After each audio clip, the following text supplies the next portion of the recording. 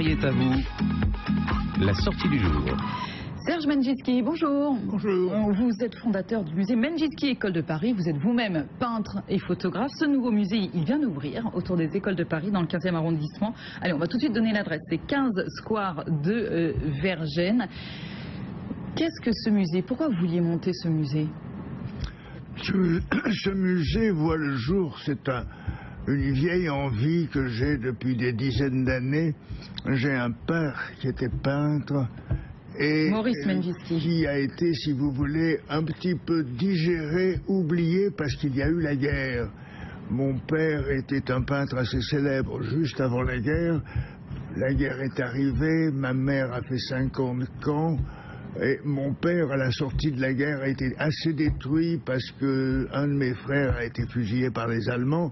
Il a été complètement démoli et il a consacré les 3 ou 4 dernières années de sa vie à faire une série de dessins sur le ghetto de Varsovie. qu'on retrouve d'ailleurs dans le musée. Qui sont exposés dans le musée.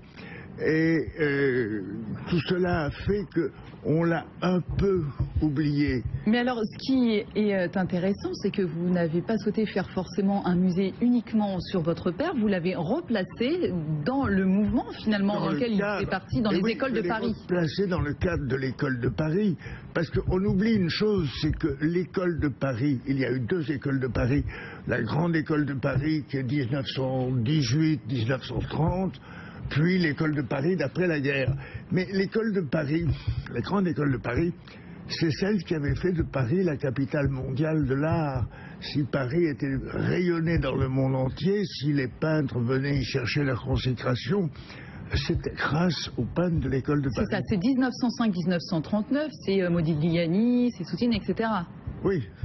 Alors, j'ai voulu réhabiliter mon père et réhabiliter cette école de Paris qu'on a mis un petit peu à la cave avec l'arrivée des maîtres contemporains de l'art américain.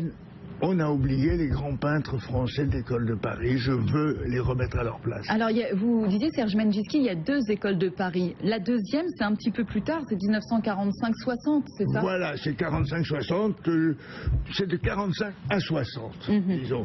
Dans lequel il y a de très grands peintres aussi.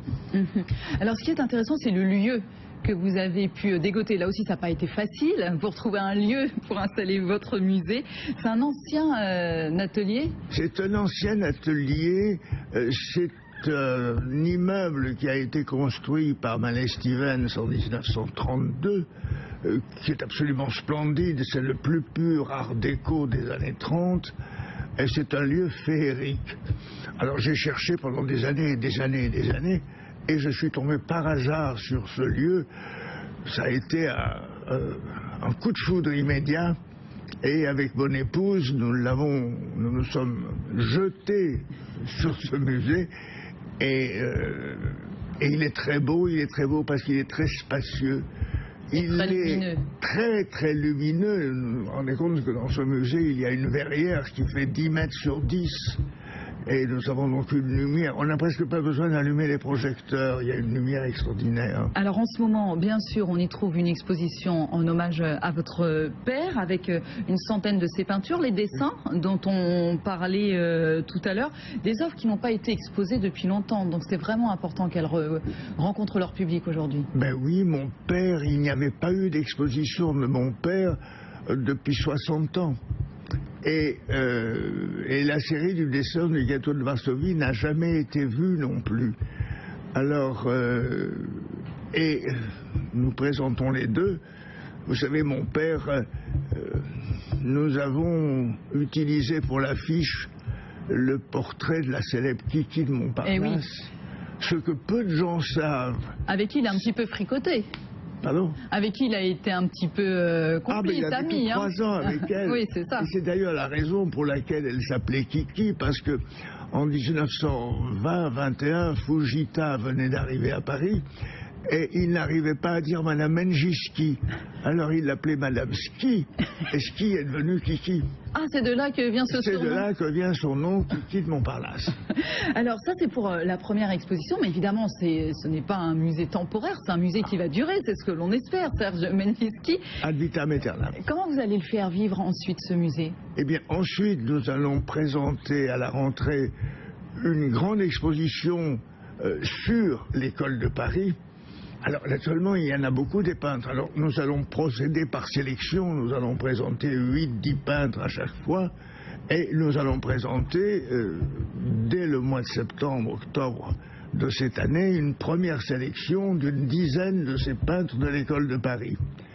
Et après, probablement, une autre école de peintres. Et nous aurons tout le temps, alors, en permanence, au fur et à mesure, des peintres de l'école de Paris qui resteront en exposition permanente, et les lieux s'y prêtent parce que nous avons 4 niveaux.